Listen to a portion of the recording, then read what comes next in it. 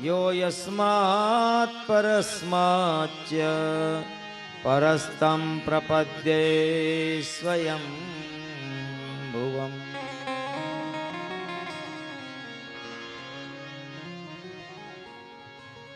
પછી સ્તુતિ થાય નહીં, ગળામાંથી નહીં, નાભીમાંથી થાય. નાભીમાંથી સ્તુતિ કરે છે ગજરાજ. ભગવાનને પુકારે છે, હે ભગવાન તસ્મૈ નમઃ પરેશાય બ્રહ્મણે અનંત શક્તય અરૂપાય રૂપાય નમઃ આશ્ચર્ય કર્મણે નમઃ આત્મ પ્રદીપાય સાક્ષિણે પરમાત્મને નમો ગીરા વિદુરાય મનશ્ચેતસામપી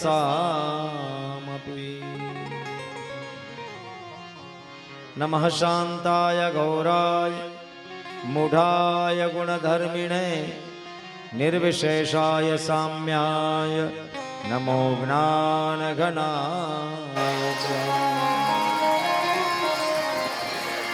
પ્રયાસ કરે છે ગજરાજ, છૂટતો નથી, ભગવાનની સ્તુતિ કરે છે. હ અને રી બે શબ્દ જ્યાં બોલાણો ત્યાં ભગવાન પ્રગટ થઈ ગયા.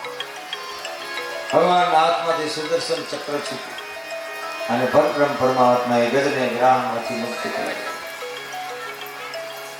દ્વારિકામે શબ્દ ગયો, શોર ભયો બહુ ભારી, શંખ ચક્ર ગદા પદ્મ ગરુડ લઈ સિધારી, હે ગોવિંદ હે ગોપાલ અબ તો જીવન.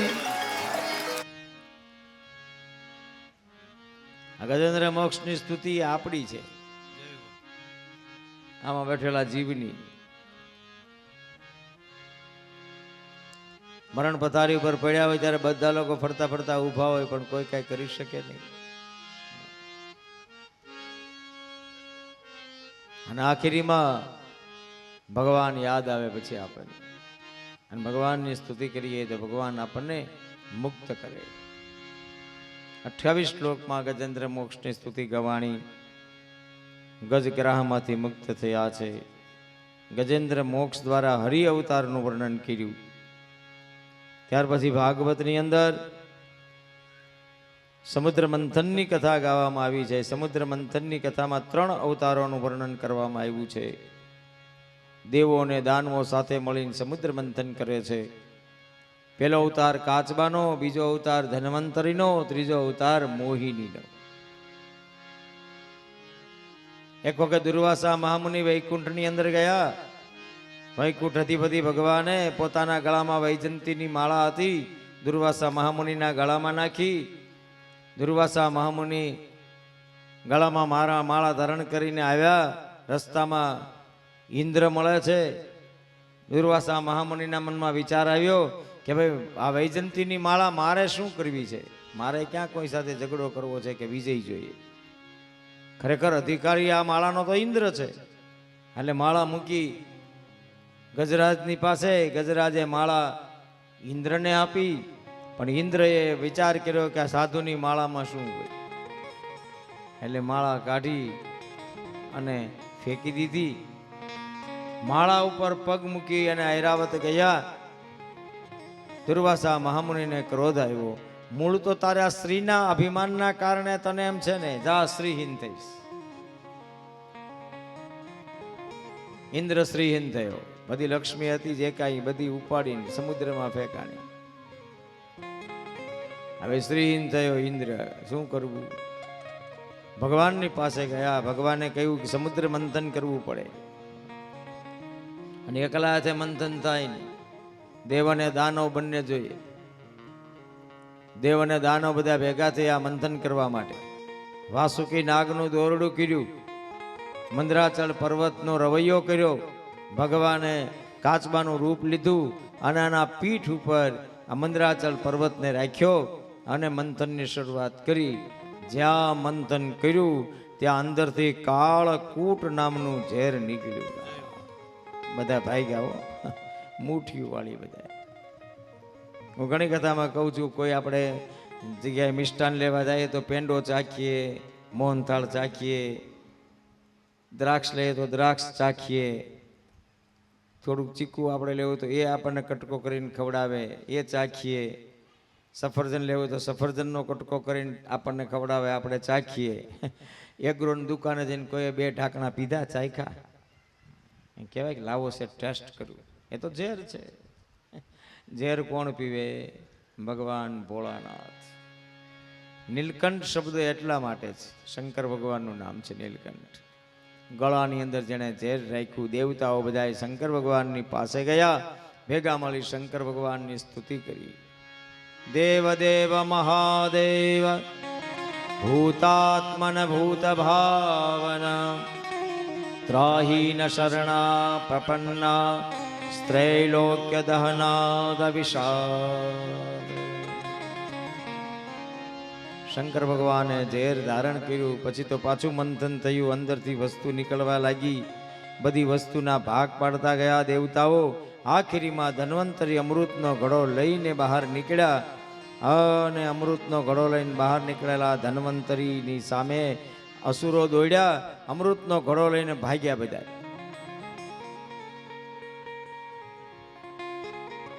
પછી કહ્યું દાનવોને, તમારે બધાને જો અમૃત પીવું હોય તો કતારમાં બેસવું પડે. એક લાઈન થઈ દાનવોની, એક લાઈન થઈ દેવતાઓની, અને એમાં ભગવાને મોહિની રૂપ ધારણ કર્યું. ભાગવતમાં લખેલું છે, અહો રૂપમ અહો ધામ અહો અસ્યાનવમ વયઃ ઇતિ તે તામભિધૃત્ય પ્રપંચુજાતદચ્છયા.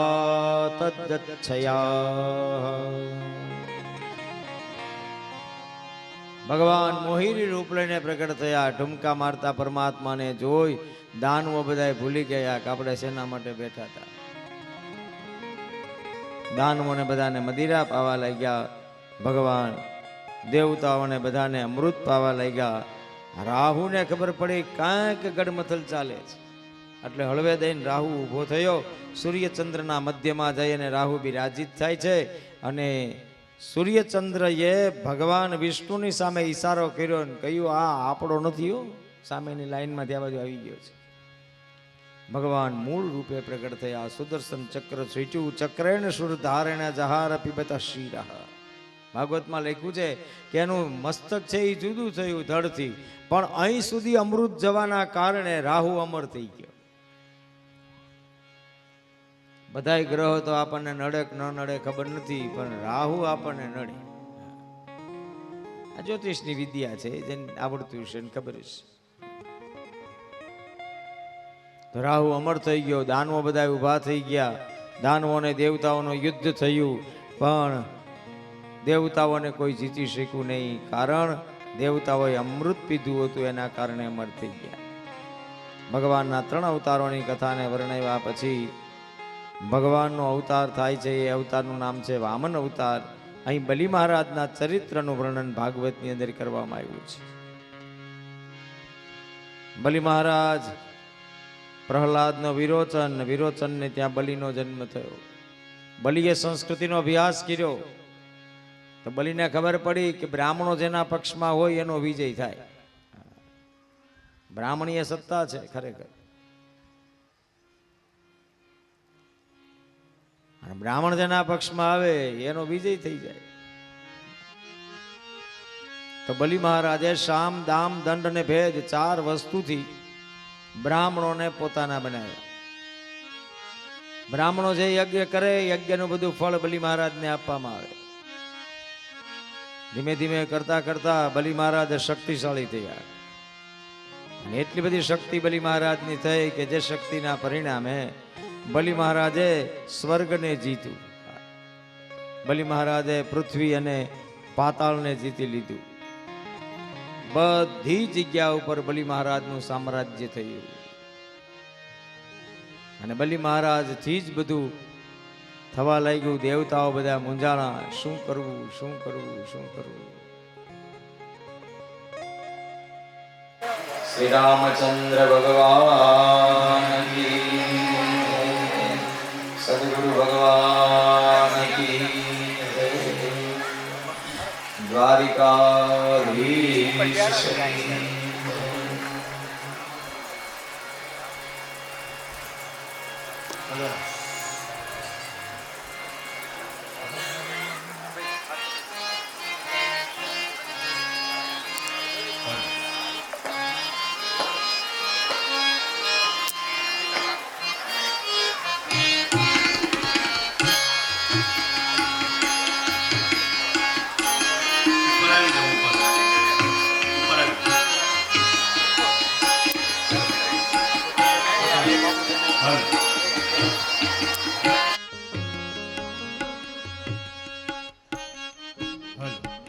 પધારો બાપજી.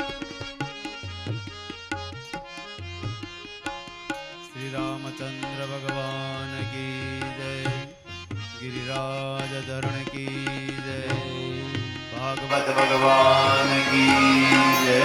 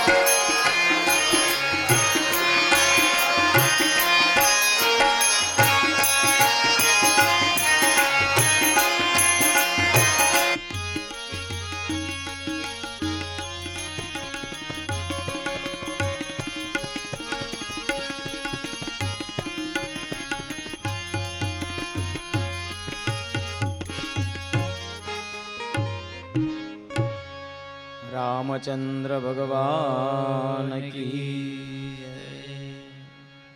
બલિ મહારાજની શક્તિ વધી, દેવતાઓ બધા મૂંઝાણા. દેવતાઓએ પ્રાર્થના કરી, શું કરવું? કશ્યપ અને અદિતિનું દાંપત્ય છે. અદિતિએ પયોવ્રત કર્યું છે 12 દિવસનું, અને પયોવ્રતના પરિણામે ભગવાન કશ્યપ અને અદિતિની સામે ચતુર્ભુજ રૂપ લઈને પ્રગટ થયા. કશ્યપ અને અદિતિએ ભગવાનની સ્તુતિ કરી. નમો દિદર્શણે ત્રિપદે ચતુશૃંગાય તનવદે સમહસ્તાય યજ્ઞાય ત્રિવિધાત્મને નમઃ. નમઃ શિવાય રુદ્રાય નમઃ શક્તિધરાય સર્વે વિદ્યાય ધીપતયે ભૂતાનાં પતયે નમઃ. ચતુર્ભુજ રૂપ લઈને ભગવાન પ્રગટ થયા.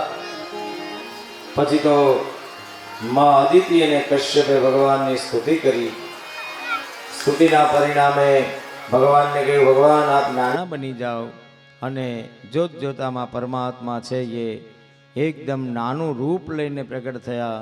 બધાએ એક સાથે જય ઘોષ કર્યો, શ્રી વામન ભગવાન કી, શ્રી વામન ભગવાન કી, શ્રી વામન ભગવાન કી. ભગવાન વામન પ્રગટ થયા. દેવતાઓએ ભેગા મળી ભગવાનને શણગાર્યા અને વામન ભગવાન બલિ મહારાજના દરબારમાં પધાર્યા. સ્વાગતમ તે નમસ્તુભ્યમ બ્રહ્મન કિમ કરવામતે બ્રહ્મર્ષિણામ તપઃસાક્ષાન મન્યેત્વા અર્ધ વપુરધરમ. બલિ મહારાજના યજ્ઞની અંદર વામન ભગવાન પ્રગટ થયા છે. વિષ્ણુ વામન બની ચાલ્યા. બધા બેઠા રહેજો, ઊભા ન થતા, બેઠા બેઠા ગાવાનું છે બધા. હે વિષ્ણુ વામન બની ચાલ્યા રે, વિષ્ણુ વામન બની ચાલ્યા રે. હે મટડવા બીજો ઇન્દ્ર મારવા, હે મટડવા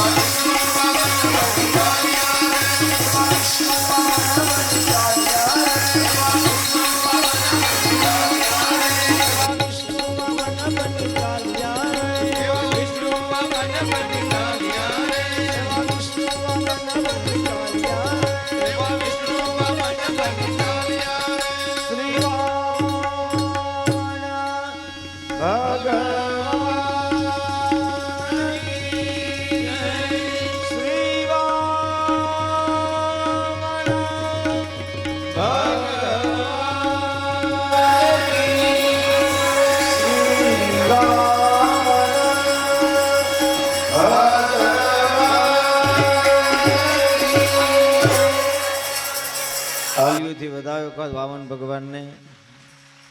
આટલા નાના વામન ભગવાન આટલા બધા પબ્લિકની વચ્ચે વ્યાસપીઠ ઉપર આવવું બહુ કઠણ છે, પણ બહુ સુંદર રૂપે આવ્યા, પધાર્યા, નાના એવા. ભગવાન વામનનું પ્રાગટ્ય થયું, સ્વાગત થયું, માગવાનું કહ્યું. વામન ભગવાને 3 ડગલા પૃથ્વીના માગ્યા છે. બલિ મહારાજ કહે છે, માગવામાં ભૂદેવ તમે ભૂલ કરી છે. અહો બ્રાહ્મણા યાદાત વાચસ્તે વૃદ્ધ સંમતા ત્વમ બાલો બાલિષ્ટમિતિ સ્વાર્થ પ્રત્યબુધો યથા. તમે માગણી કરી, પણ બીજું કાંઈ માગો, હું તમને બધું આપવા માટે તૈયાર છું. 7 દ્વીપનું રાજ પણ હું તમને આપું.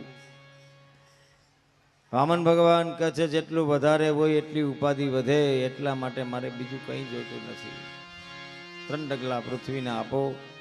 3 ડગલા પૃથ્વીના આપવા તૈયાર થયા, અને 1 ડગલાની અંદર સ્વર્ગને જીતું, 1 ડગલાની અંદર પૃથ્વી અને પાતાળ જીતી લીધું. હજી 1 ડગલું ભરવાનું બાકી રહ્યું.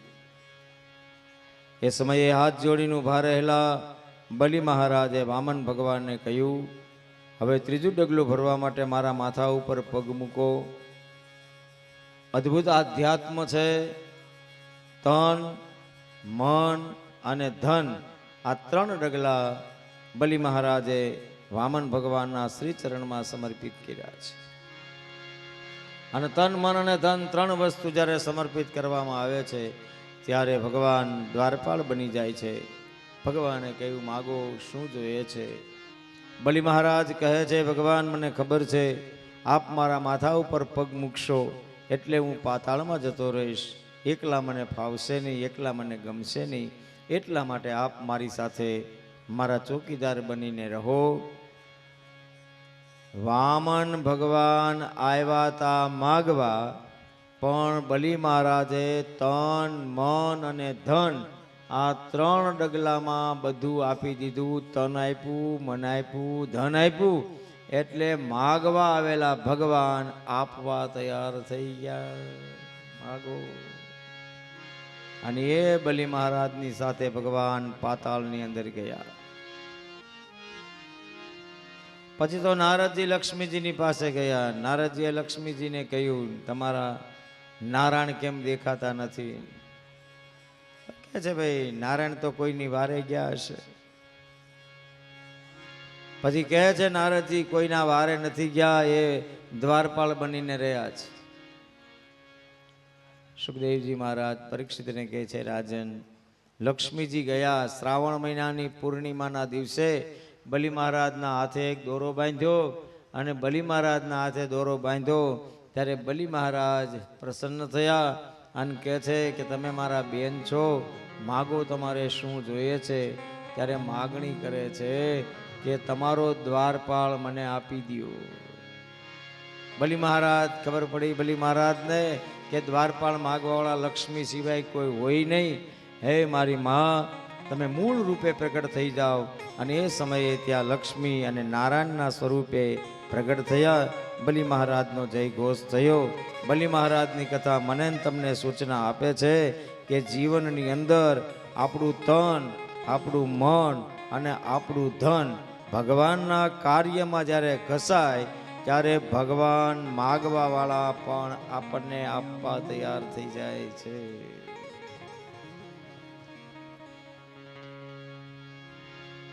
બલિ મહારાજના ચરિત્રનું વર્ણન કરી ભાગવતમાં મત્સ્ય અવતારની કથા ગાવાની છે.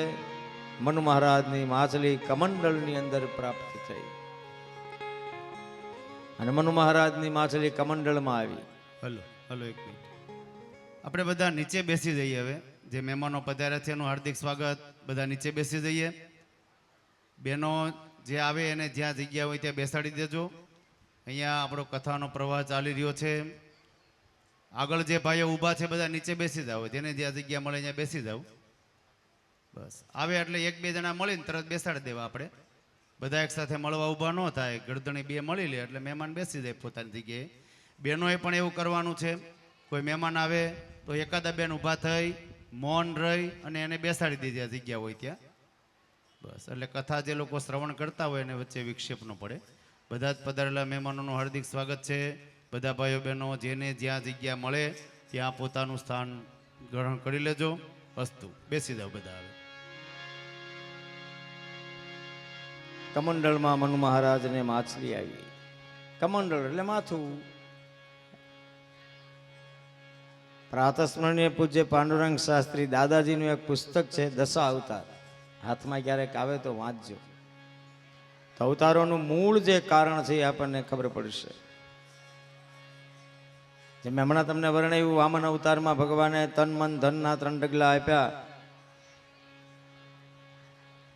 એવી રીતે મત્સ્ય અવતારનો વિચાર પણ એવો છે. કમંડળ એટલે માથું. માથામાં એક વિચાર આવ્યો અને માથામાં ઉત્પન્ન થયેલો વિચાર, એ વિચારને પછી એ મનુ મહારાજે પોતાના લોકોની વચ્ચે મૂક્યો.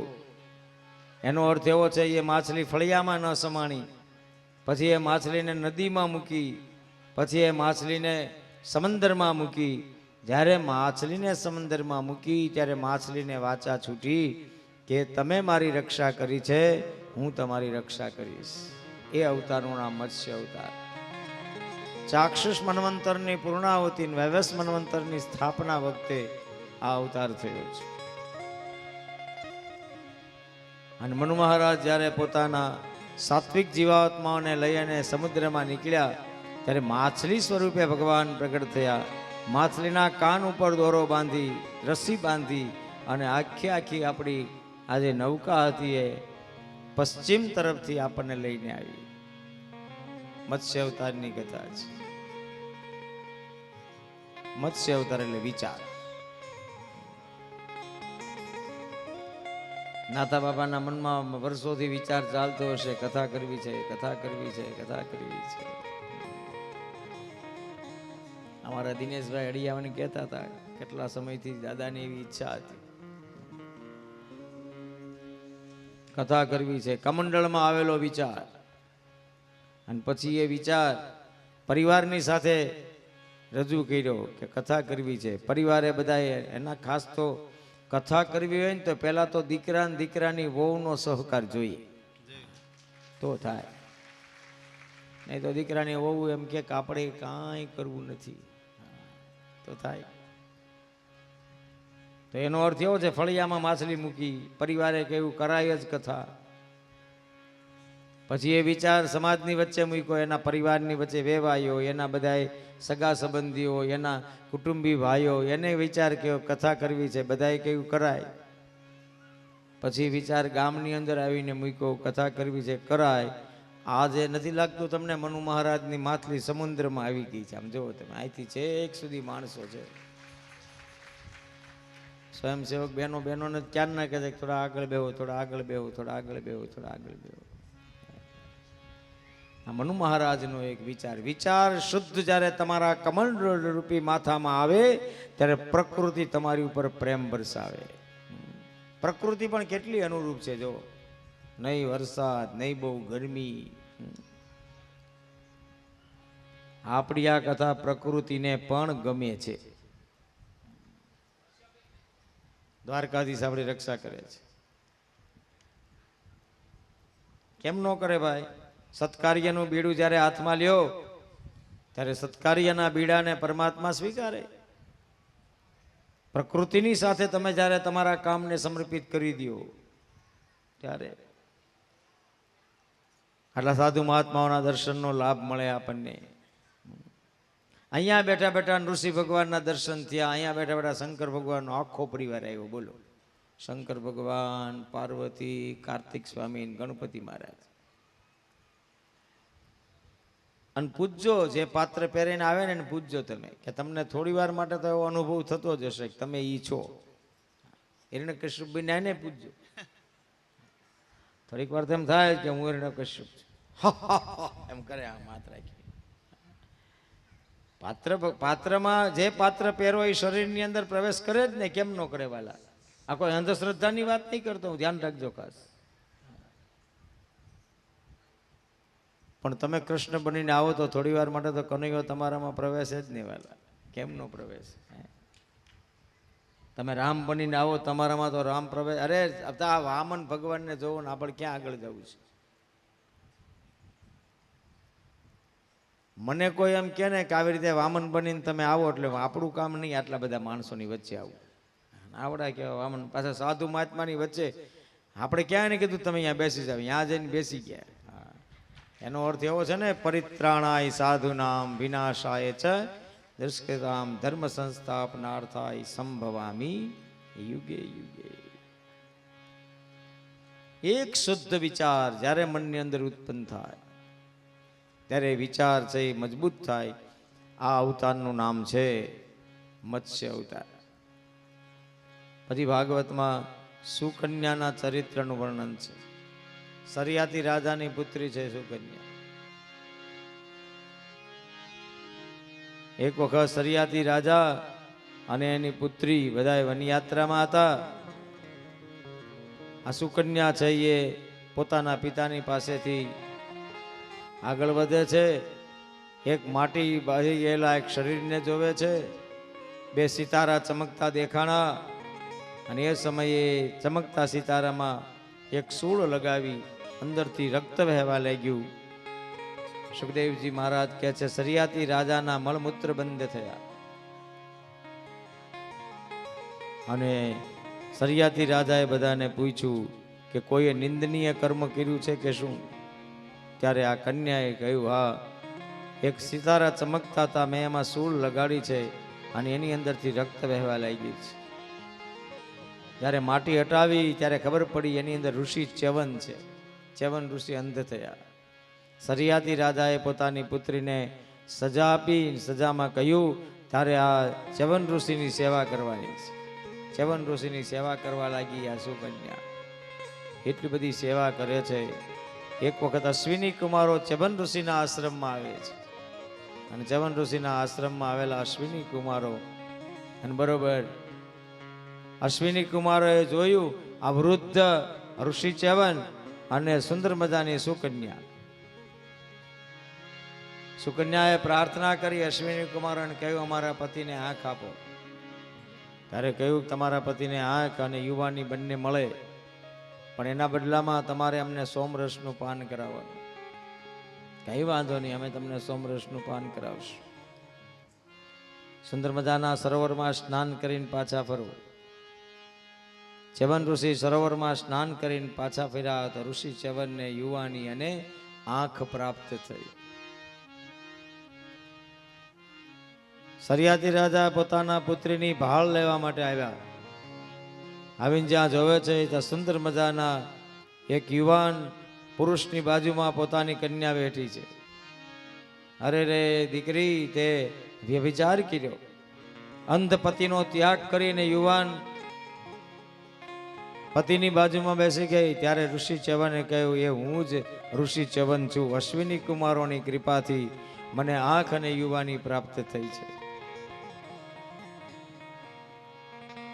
બદલામાં સોમરસનું પાન કરાવવાનું છે.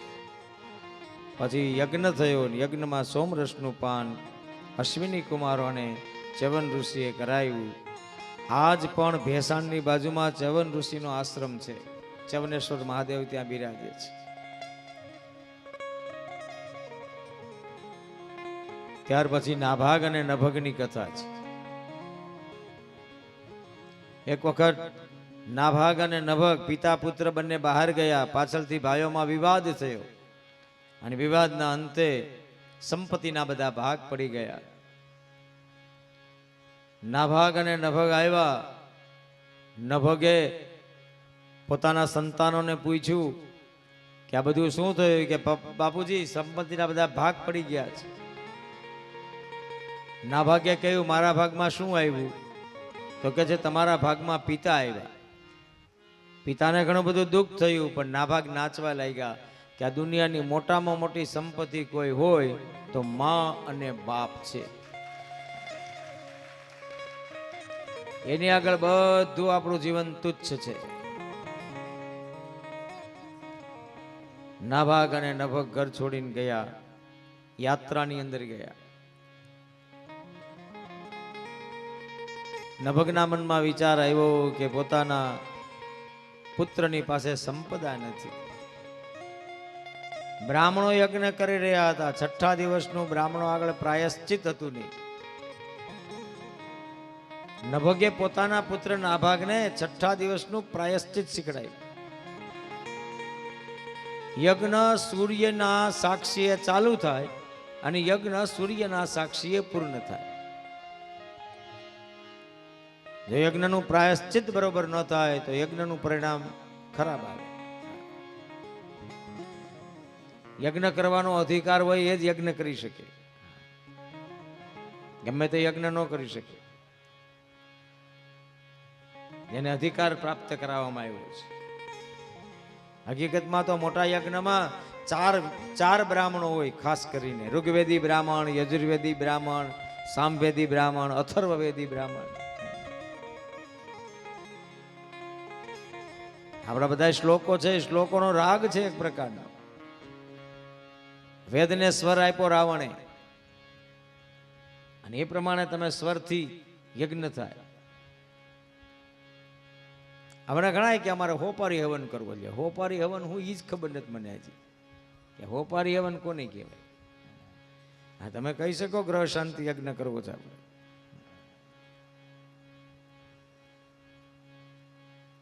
આપણા સનાતનની અંદર આ સૃષ્ટિનું સર્જન થયું ત્યારે પહેલો વહેલો મંત્ર ઉત્પન્ન થયો. એ મંત્રને ગાયત્રી મંત્ર કહેવામાં આવે છે.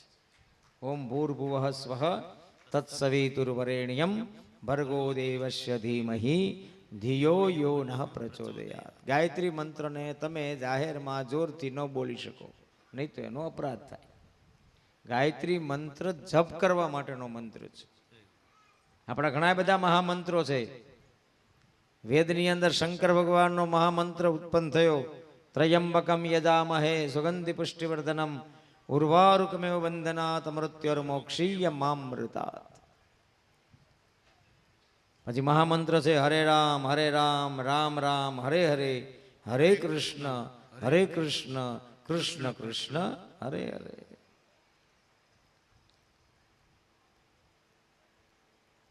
મહામંત્રો છે બધા. રામ શબ્દ છે નહીં, મહામંત્ર છે. શંકર ભગવાન અખંડ એનો નામ જાપ કરે છે. રામ રામ રામ રામ રામ રામ રામ. એકવાર રામ બોલો ને પ્રેમથી એટલે 27 વખત રામ બોલાય. એટલે આપણે રામ રામ 2 વાર બોલીએ. આપણે 2 વાર રામ રામ બોલીએ અને સામેવાળો માણસ 2 વાર રામ રામ બોલે. 27 + 27 કેટલા થયા? 54. આપણે 2 વાર રામ રામ કહીએ અને સામેવાળો માણસ 2 વાર રામ રામ કહે એટલે 1 માળા થાય. એટલે રામ રામ કરવાનો રિવાજ હતો. આ હાય હલો તો હવે આવ્યું, પેલા ક્યાં કાંઈ હતું આવું. પેલા તો આપણે મહાત્માને મળીએ શું કે બાપુ સીતારામ, જય સિયારામ, રામ રામ કરતા ને આપણે. ઘણા તો મહાત્માને આમ કરતા હોય. એટલે પણ તું જોતો તારી સામે કોણ છે જો. સમર્થ મહાપુરુષોને પગે લાગવા માટેની પણ આપણી સંસ્કૃતિમાં વ્યવસ્થા છે. આ હાથ 2 એના પગને અડાડી અને પગે લગાય. ગુરુ પદ નખ મણિગણ જ્યોતિ. ગુરુના ચરણના નખની અંદર એવી મણિ જ્યોતિ હોય કે આપણા હાથનો એને સ્પર્શ થાય અને જ્યારે આપણા માથા ઉપર એની રજ જાય તો આપણું આ જે તુંબડું છે ને એ સ્થિર થાય.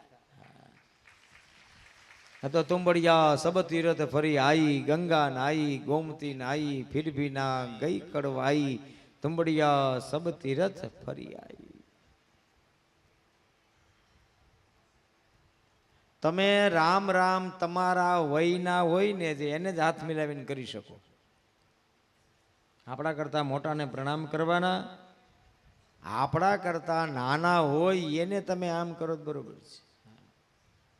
ઘણા લોકોને આગળ આપણે તો બાપુ હારે ઘર જેવું લે બોલો, સાધુ હારે આપણે ઘર જેવું હોય? ક્યાં મહાત્મા ને ક્યાં આપણે તુચ્છ. સાધુની સંગત એ પૂર્ણ કમાય. હું ગઈકાલે વાસર બાપુ ત્યાં ગયો તો, બહુ એક બાપુ, કેવા બાપુ નામ કીધું તમે? રાધેશ્યામ બાપુ. હા, અને જે વાત કરતા હતા, ઓહો, મેં કીધું વાહ ભાઈ વાહ, આવા સાધુના દર્શન થઈ જાય તો કલ્યાણ થઈ જાય. કેવી ભાવના, ત્યાગની પરાકાષ્ઠા. બાપુ કાલ વાત કરતા હતા કે 1.5 લાખ રૂપિયાની કોઈ ચાંદીના વાસણ આપ્યા બાપુને, પેલું થાળી ને વાટકો ને એ બધું હજી મૂકીને ગયો. એને એમ હતું બાપુને આ જમાડવા માટે આ બાપુ આમાં જમશે. મૂકીને ગયો, ઈ ગયા ને બીજા ભૂદેવ આવ્યા, બાપુ જય શ્રી રામ, ઉઠા. અને આપણે આમ ખિસ્સામાં હાથ નાખીએ, નોટું બધી બહાર કાઢીએ, 500ની, 200ની, 100ની, 50ની, 20ની, 10ની કાઢીએ, બધી નાખીએ 10 જ. એક 10 આપણાથી છૂટતા નથી. સાધુ શું કરી શકે? થઈ જ્યાંનું કે 2-3 પ્રસંગો અમને વર્ણવ્યા, બહુ મજા આવી. મહાત્માની આગળ કોઈ પૈસા લઈને આવે તો એ પૈસા ધરે એટલે બાપુ નિકાલ, ઉઠા ઉઠા, ચલ ચલ, એ તેરી નીતિ કી સંપત્તિ નહીં હૈ. બોલો, હા, જેવી તેવી વાત છે. સંપત્તિ ઉપાડ ભાઈ, જા જવા. મને કોઈક સાધુ મહાત્માની વાત કરે ને બહુ ગમે. કારણ શું ખબર છે? એની અંદરથી આપણે કમસે કમ વધારે કાંઈ ન શીખીએ તો કાંઈ નહીં, પણ થોડો ઘણો સાધુને ઓળખવાનો ધડો તો લઈ શકીએ. એવા તો આપણે ક્યારે થઈ જ ન શકીએ, એ તો આપણી કેપેસિટી જ નથી. પણ એનો ધડો તો આવે આપણને. અને યાદ રાખજો, વાત નીકળીએ તમારા કાનમાં નાખું છું, 4 વસ્તુ પરમાત્માની કૃપાથી મળે. અને ભગવાન તમારી ઉપર હોળ કળાએ ખીલો હોય ત્યારે જીવનમાં 4 વસ્તુ મળે. પહેલી વસ્તુ, કોઈ મહાત્મા તમારા ઘરે આવે ઈ. બીજી વસ્તુ, કોઈ મહાત્મા તમારા ઘરે ભોજન લે ઈ. ત્રીજી વસ્તુ, કોઈ મહાત્મા તમારા ઘરે એના ભગવાનનું ભજન કરે ઈ. અને ચોથી વસ્તુ, કોઈ મહાત્મા તમારા ઘરે રાત્રિ રોકાણ કરે ઈ. આ 4 વસ્તુ આપણા પરમાત્માની કૃપા હોય તો મળે. બાકી તો હોનાની હાકળે બાંધો તોય ન આવે. એટલે તો બંધવ ગુરુપદ પદમ પરાગા, સુરુચિ સુબાસ સરસ અનુરાગ. હંસા હાલો ને ગુરુજીના દેશમાં, હંસા હાલો ને ગુરુજીના દેશમાં, ત્યાં મળે મોતીરાનો ચારો રે. હંસા હાલો ને ગુરુજીના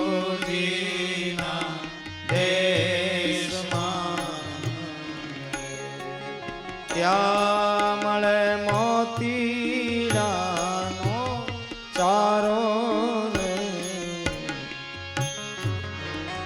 હંસા હાલો ને ગુરુજીના દેશમાં, એવા મેહુલા વરસે રે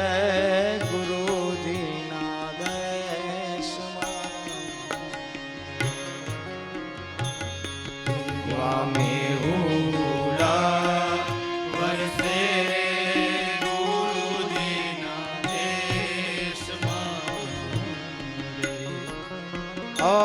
અખંડ આનંદની કાય હેલી અખંડ આનંદની કાય હેલી અખંડ આનંદની કાય હેલી અખંડ આનંદની કાય હેલી રે હાલો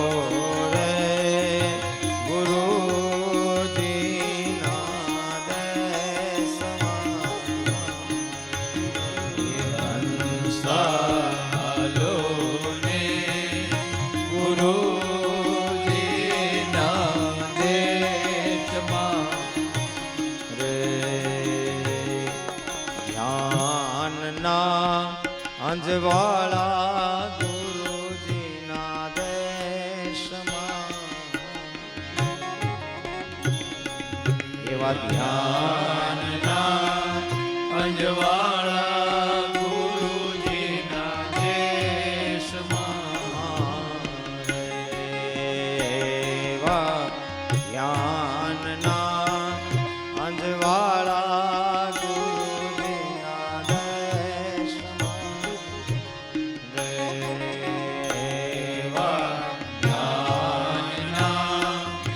અજવાળા ગુરુજીના દેશમાં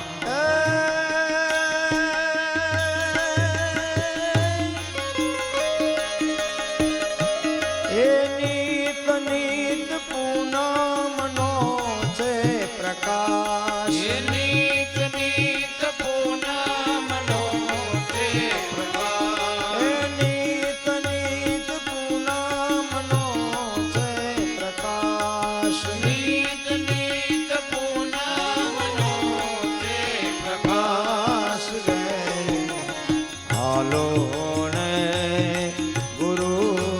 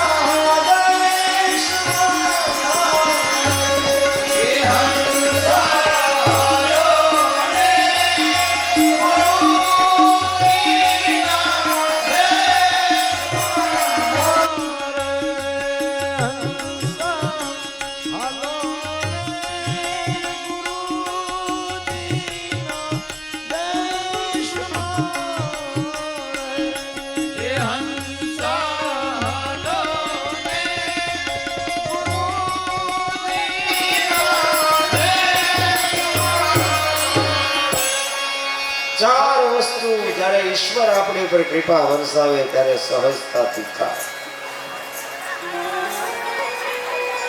અને ચાર વસ્તુ ભગવાનની કૃપા હોય તો મળે.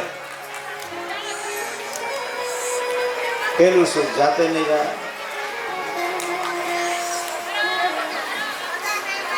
શરીરનું સુખ ઈશ્વરની કૃપા, સમજદાર પત્ની ભગવાનની કૃપાથી મળે. મહેમાનને ઘરે તો લઈ જઈ એકથી ના ઘણા અમારી પાસે આવે તમને જમાડવા જ છે. હવે મુંબઈ કથા કરીને એક બાપા રોજ આવે તમને જમાડવા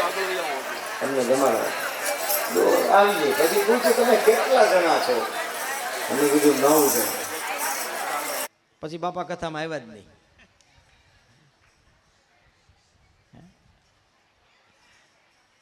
બાપુને ઘરે જમવા ગયા ને મને ક્યાંક આશીર્વાદ આપો કે અમારે ઘરે ખૂબ મહેમાન આવે. મેં કીધું તમને આશીર્વાદ પહેલો હું આપું કે તમારે ઘરે ખૂબ મહેમાન તો આવે પણ સાધુ બ્રાહ્મણ વધારે વધારે જમવા આવે, વધારે વધારે.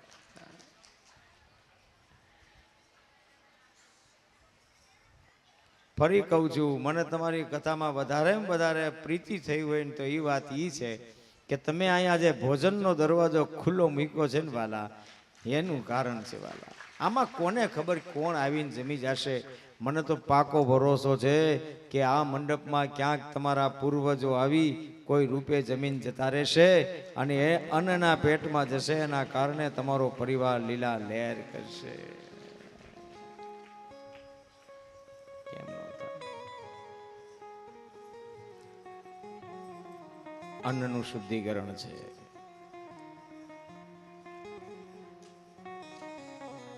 ભાગમાં પિતા આવ્યા, નાભાગ રાજી થયા. બ્રાહ્મણો દ્વારા યજ્ઞનું પ્રાયશ્ચિત થયું નહીં, નાભાગે પ્રાયશ્ચિત કરાયું. સંપદા નાભાગને આપી શંકર ભગવાનની કૃપાથી. ત્યાર પછી ભાગવતમાં રાજા અંબરીશની કથા છે. અંબરીશે એકાદશીનું વ્રત કર્યું. એકાદશી રેવી જ જોઈએ જો રહી શકતા હોય તો. સાચી એકાદશી તો ઉપવાસ છે. ઉપ કહેતા ઈશ્વર, વાસ કહેતા સાથે.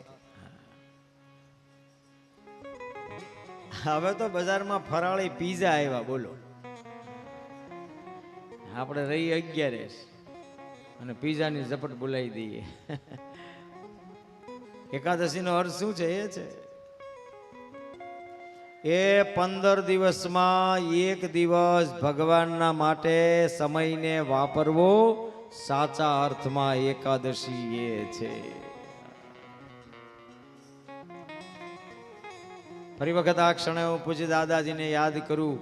ઘરનું ટિકિટ, ઘરનો ટાઈમ, ઘરનું ટિફિન લઈ 11ના દિવસે બીજાના ઘરે જવાનું અને બીજામાં રામ છે એ જોઈ એના દર્શન કરીને પાછું આવવું. ધન્ય એકાદશી. એકાદશી કરીએ તો વ્રજ સુખ પામીએ. રહી શકતા હોય એકાદશીનો ઉપવાસ ચોક્કસ કરજો. એકાદશી રહેવી જ જોઈએ. પ્રાતઃ સ્મરણે પૂછે ડોંગરેજી દાદા એમ કહેતા, એકાદશીના દિવસે અન્ન ખાઈએ તો પાપ લાગે. રહી શકતા હોય તો રેવી. હકીકતમાં એકાદશીનું ફરાળ છે, ફલ આહાર. આપણે ફરાળ કરી નાખ્યું. રાંધવાનું બહેનોને એકાદશીના દિવસે વધી જાય. રાજગરાનો શીરો બનાવે, રાજગરાની પૂરી બનાવે, 2 કિલો સૂકી ભાજી બનાવે, 5 લીટર દૂધ બનાવે. પછી તોય રાતે 12 વાગે એમ કે આજે 11 હતી ને એટલે ધરાણો નહીં. બોલો. રાજા અંબરીશે એકાદશીનું વ્રત કર્યું છે. એકાદશીનું વ્રત 1 વર્ષનું કર્યું અંબરીશે. 12ના દિવસે પારણા કરવા માટે બિરાજિત થયા. દુર્વાસા મહામુનિ પધાર્યા. દુર્વાસા મહામુનિ યમુનાજીમાં સ્નાન કરવા ગયા. સાંજ પડી જશે, સૂર્યાસ્ત થઈ જશે, વ્રત ભંગ થશે. બ્રાહ્મણોને પૂછ્યું. બ્રાહ્મણોએ કહ્યું કે માત્ર જળ પી પારણા કરો. જળ પીને પારણા કર્યા. દુર્વાસા મહામુનિ પધાર્યા. ચાલો હવે આપણે બધા પારણા કરી લઈએ, ખોટું બોલે પાપ લાગે. એટલે અંબરીશે કહ્યું પાણી પીને પારણા કર્યા છે. દુર્વાસાને ક્રોધ આવ્યો. પોતાના માથામાંથી કૃત્યાને પ્રગટ કરી. કૃત્યા જેવી માથામાંથી પ્રગટ થઈ ત્યાં ભગવાનનું સુદર્શન ચક્ર પ્રગટ થયું. કૃત્યા ભાગી પૂર્વ દુર્વાસા મહામુનિના મસ્તકમાં સમાઈ ગઈ. હવે એ સુદર્શન ચક્ર દુર્વાસા મહામુનિની પાછળ દોડ્યું. મહામુનિ ખૂબ મૂંઝાણા. શંકર ભગવાને કહ્યું જેનો અપરાધ કર્યો છે એની ક્ષમા યાચના કરો. દુર્વાસા મહામુનિએ અંબરીશ રાજાની ક્ષમા યાચના કરી. અહીં ભાગવતમાં એક શ્લોક લખેલો છે. અહમ ભક્ત પરાધીનો અસ્વતંત્ર ઇવ દ્વિજા સાધુર્ભીર્ગ્રસ્ત હૃદયો ભક્તેર ભક્ત જના પ્રિય. ભગવાન કહે છે અહમ ભક્ત પરાધીનો. પછી તો અંબરીશે રાજાએ દુર્વાસા મહામુનિના દુઃખને નિવારણ કરવા માટે 9 શ્લોકમાં ભગવાનની સ્તુતિ કરી. સુદર્શનમ નમસ્તુભ્યમ સહસ્રાયચ્યુત પ્રિયા સર્વાસ્ત્ર ઘાતિન વિપ્રાય સ્વસ્તિ ભૂયાય. વનસ્પતે. રાજા અમરીશ દુઃખમાંથી મુક્ત થયા. એકાદશીનું વ્રત વર્ણવ્યું. સૌભરી ઋષિની કથા. માનધાતાએ 50 કન્યાનું દાન કર્યું સૌભરી ઋષિને. સૌભરી ઋષિ પરમાત્માને ભજી અને પરમ ગતિને પ્રાપ્ત થયા. ત્રિશંકુએ 3 અપરાધ કર્યા. સદૈવ સ્વર્ગમાં જવાની ઈચ્છા કરી. વશિષ્ઠના શિષ્ય હતા. વિશ્વામિત્ર બાપજીને ખબર પડી કે વશિષ્ઠજીએ ના પાડી છે. વિશ્વામિત્ર બાપજી કે હું તમને સદૈવ લઈ જાઉં. જ્યારે સદૈવ શરીરની સાથે લઈને જાય છે ત્યારે દેવતાઓ બધા કહે છે આજે આ આવ્યા કાલ બીજા આવે. કોઈ સદૈવ શરીર સાથે સ્વર્ગમાં જઈ શકે નહીં. એટલે દેવતાઓએ ઉપરથી તપ નાખ્યું. ત્રિશંકુ ઊંધો થઈ ગયો, ભૂમિ ઉપર આવવા લાગ્યો. વિશ્વામિત્ર બાપજીના મનમાં થયું કે મારી કીર્તિને કલંક લાગશે, એટલે નીચેથી વિશ્વામિત્ર બાપજીનું તપ, ઉપરથી દેવતાનું તપ, અને ત્રિશંકુને ઊંધું લટકવું પડ્યું. ભગવાનનો ભાગ કાઢ્યા વગર વપરાયેલી સંપદા, ભગવાનને પીરસા વગરનું ભોજન અપરાધો છે. ત્રિશંકુના ચરિત્રનું વર્ણન કર્યું. રાજા હરિશ્ચંદ્રની કથા ભાગવતમાં આવે છે એક અધ્યાયની અંદર. હરિશ્ચંદ્ર રાજા છે, વરુણ ભગવાનની તપસ્યા કરે છે. વરુણ ભગવાન પ્રસન્ન થાય છે. વરુણ ભગવાન એને પુત્ર આપે છે, પણ શરત મૂકે છે તમારે ત્યાં પુત્રનો જન્મ થાય પછી પુત્ર મને આપી દેવાનો. પુત્રનો જન્મ થયો, આવ્યા વરુણ ભગવાન લેવા. હમણાં નહીં, હમણાં નહીં, હમણાં નહીં. આખીરીમાં વરુણ ભગવાને કહ્યું જે પુત્રમાં તમને પ્રેમ થયો છે એ પુત્ર તમારા દુઃખનું કારણ બનશે. અને વિશ્વામિત્ર બાપજીએ પરીક્ષા કરી. આ રોહિત છે એને સર્પદંશ થયો. હરિશ્ચંદ્રને બજારમાં વેચાવવું પડ્યું. રાણી હતા એ રાજાને ત્યાં દાસી બન્યા. હરિશ્ચંદ્ર હતા એ સ્મશાનની અંદર રહ્યા. રોહિતના મૃત્યુ પછી શરીરને લઈને જાય છે. કોઈને ખબર ન પડે એમ દાહ દેવાના ઈચ્છા કરે છે. તે સમયે હાયલો હેમાળો ધરણી ધ્રુજી દેવના કંપ્યા દ્વાર. શિવ હરિ બ્રહ્મા દોડીને આવ્યા, તાપ લાગ્યો તે વાર. ધન્ય ધન્ય રાજા રાણી ટેક તમારી, ધન્ય છે રોહિત કુમાર. કાગ કે તારા કુળમાં લેશું અયોધ્યે અવતાર. ભગવાન રામ આવ્યા, એના બીજ રોપવા વાળું કોઈ હોય તો રાજા હરિશ્ચંદ્ર છે, સતવાદી છે. હરિશ્ચંદ્રના ચરિત્રને ભાગવતમાં વર્ણવી. એ હરિશ્ચંદ્રને ત્યાં રોહિત, રોહિતનો હરિત, હરિતને ત્યાં ચંપ, ચંપને ત્યાં સુદેવ, સુદેવને ત્યાં વિજય, વિજયને ત્યાં વૃક, અને વૃકને ત્યાં બાહુક નામે રાજા થયા. બાહુક રાજા હતા. રાજ્ય ઉપર ચડાઈ થઈ. રાજા મરાણા. બાહુકના પત્ની હતા એને ઓર્વ મુનિના આશ્રમમાં મૂકવામાં આવ્યા. એની જે બધી શોક હતી એને આ પત્ની હતી બાહુકની, એને ઝેર આપ્યું. ઝેરની સાથે જન્મ થયો. એ રાજાનું નામ રાજા સગર થયું. સ એટલે સાથે, ગર એટલે ઝેર.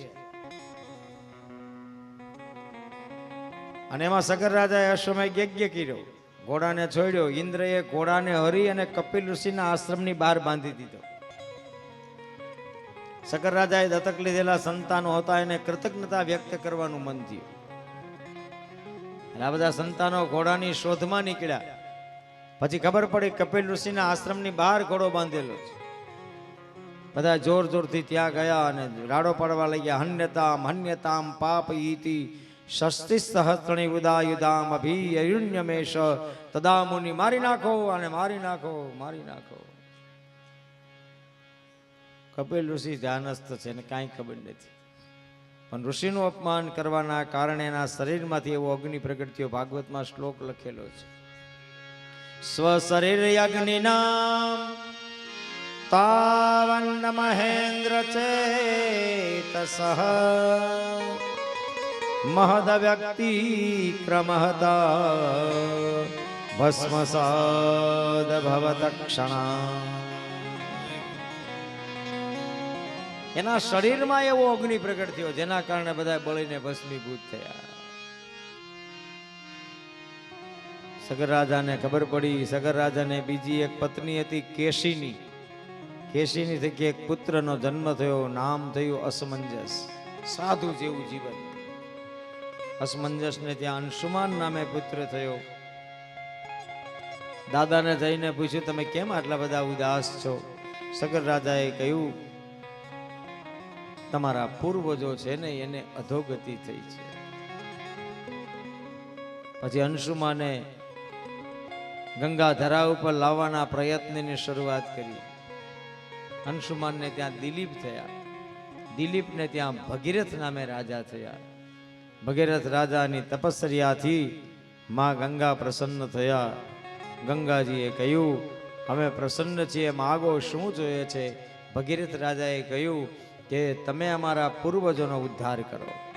ગંગાએ એક શબ્દ કહ્યો કે અમે આવીએ ધરા ઉપર, પણ અમને કોક ધારણ કરવા વાળો.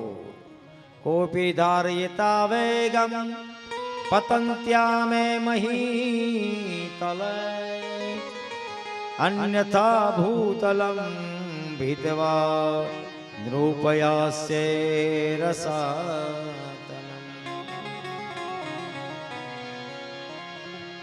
જો અમને કોઈ ધારણ ન કરે તો અમે પાતાળમાં જતા રહીએ.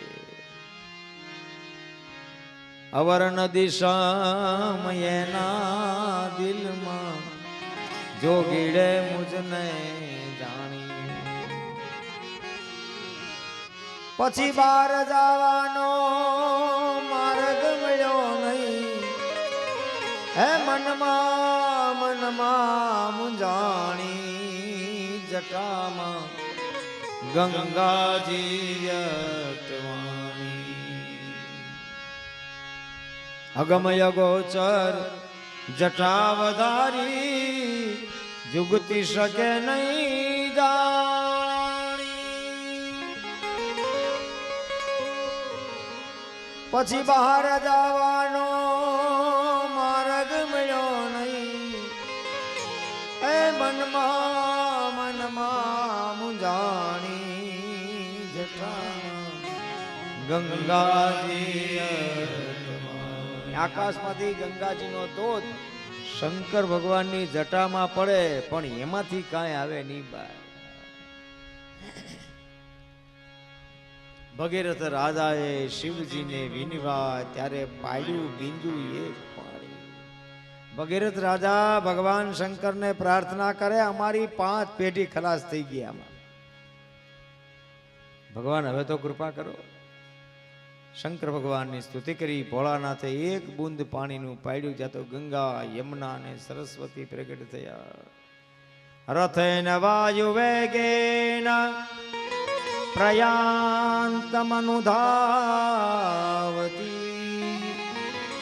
દેશાન પુનંતી વિજરગા નાસિંગચત સગરાત્મજા.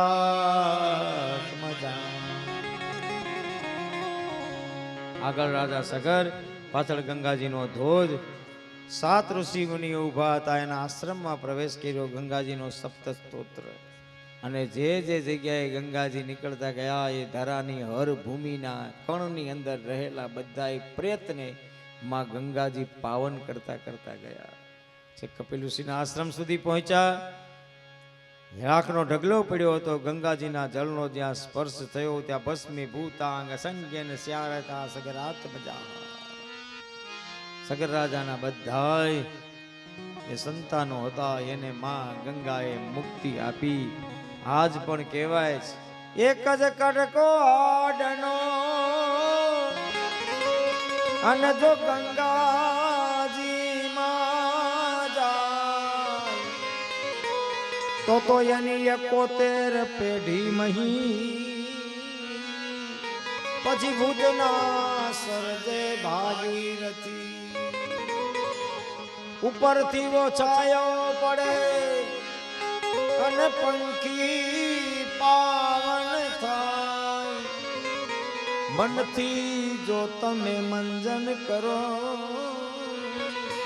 તો ભૂતના સરજે ભાગીરથી. ગંગા મૈયાની, ગંગા મૈયાની, ગંગા મૈયાની.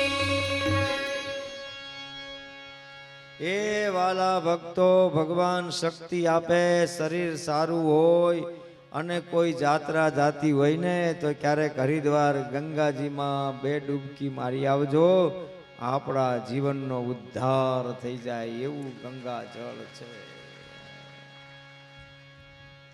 અમેરિકાની યુનિવર્સિટીએ ગંગા જળની ઉપર પ્રોસેસ કરી અને પછી એને એવું જાણવા મળ્યું કે આ પાણીમાં એવું તત્વ છે, એવું કેમિકલ છે ભગવાને મૂકેલું કે 4 પેઢી સુધી આ પાણી આપણા ઘરમાં હોય ને તો એ જળમાં દુર્ગંધ ન આવે, એનું નામ ગંગા. 42 સ્થાપિત નદી છે, એમાં ગંગા પણ ધરાની ઉપર ભગવાને પ્રગટ કરેલી છે. સુરસરી એનું નામ છે. વિષ્ણુ ભગવાનના જમણા ચરણની અંદરથી પ્રગટ થયેલી છે ગંગા. ગંગા ગંગા શબ્દનો નાદ કરો તો ઉદ્ધાર થઈ જાય. ગંગા અવતરણની કથા ભાગવતની અંદર ગાવામાં આવી છે. પછી તો ખટવાંગસ્ય દીર્ઘ બાહુ શરગુ તસ્મા પ્રથસ્રવા અજસ્તાતો મહારાજ તસ્માત દશરથો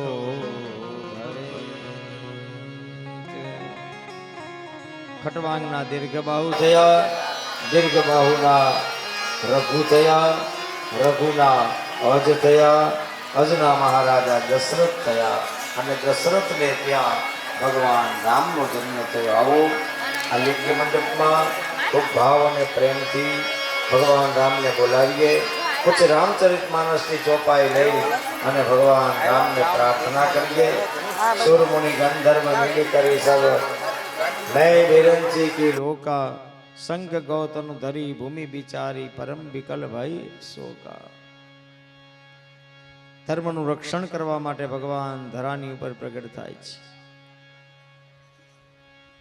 અસુરોનો ત્રાસ વધે, સાત્વિક જીવાત્મા ઉપર આપત્તિ આવે. રામચરિત માનસમાં લખેલું છે, જબ જબ હોય ધર્મ કી હાનિ બાઢહી અસુર અધમ અભિમાની તબ તબ પ્રભુ તરી વિવિધ.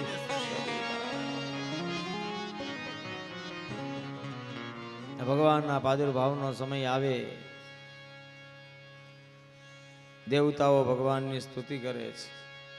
જય જય સુરનાયક જન સુખદાયક પ્રણત પાલ ભગવંતા ગોદ્વિજ હિતકારી જય યસુરારી સિંધુ સુતા પ્રિય કંતા પાલન સુરધરની અદ્ભુત કરણી મરમ ન જાનઈ કોઈ જો સહજ કૃપાલા દીન દયાલા કરહું અનુગ્રહ સો. દેવતાઓ ભગવાનની સ્તુતિ કરીને ગયા છે.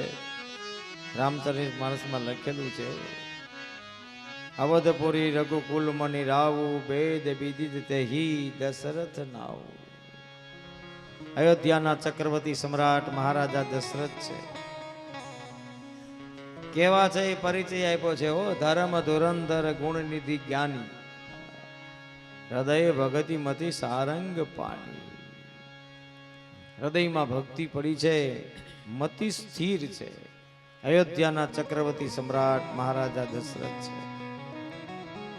તુલસીદાસજી મહારાજ લખે છે, એક બાર ભૂપતિ મન માહી ભય ગ્લાની મોરે સૂત નાહી. દશરથજી મહારાજના મનમાં એક વખત ગ્લાની થઈ કે બધું ઠીક છે પણ મારે સૂત એટલે સંતાન નહીં.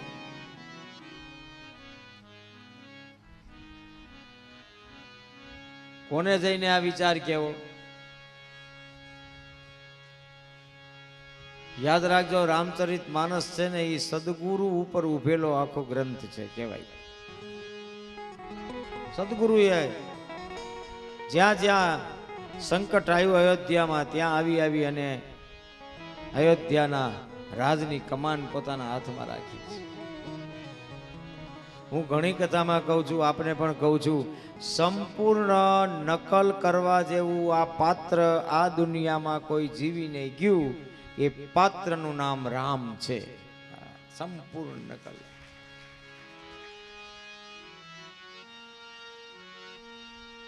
મનમાં ગ્લાની છે, કોને જઈને કેવી, એટલા માટે ગુરુદેવની પાસે જઈને કહે છે, બાપજી એક મોટી ચિંતા એ છે કે મારે સંતાન નથી. ગુરુદેવ પાસે તરત ઉપાય હતો. ગુરુદેવે કહ્યું, શૃંગી ઋષિ વશિષ્ઠ બોલાવા, પુત્ર કામ શુભ યજ્ઞ કરાવા. શૃંગી ઋષિને બોલાવો, પુત્ર કામેષ્ટિ યજ્ઞ કરાવો. દશરથજી મહારાજે પુત્ર કામેષ્ટિ યજ્ઞ કર્યો. યજ્ઞમાં ચરુ પકાવ્યા અને જે ચરુ પકાવ્યા હતા એના બે ભાગ કર્યા. અડધો ભાગ છે એ કૌશલ્યાને આપ્યો, અડધો ભાગ જે હતો ને એનો બે ભાગ કર્યા, એક ભાગ કૈકેયીને આપ્યો. બે ભાગ કરી કૈકેયી અને કૌશલ્યાએ સુમિત્રાને ભાગ આપ્યો. ધીમે ધીમે જોગ લગ્ન ગ્રહ 12 તિથિ સકલ ભયે અનુકૂળ ચર અરુ અચર હર્ષજૂત રામ જન્મ સુખ મૂળ. ધીમે ધીમે સમયનું પરિવર્તન આવવા લાગ્યું. રામચરિત માનસમાં લખેલું છે, નવમી તિથિ માધુ માસ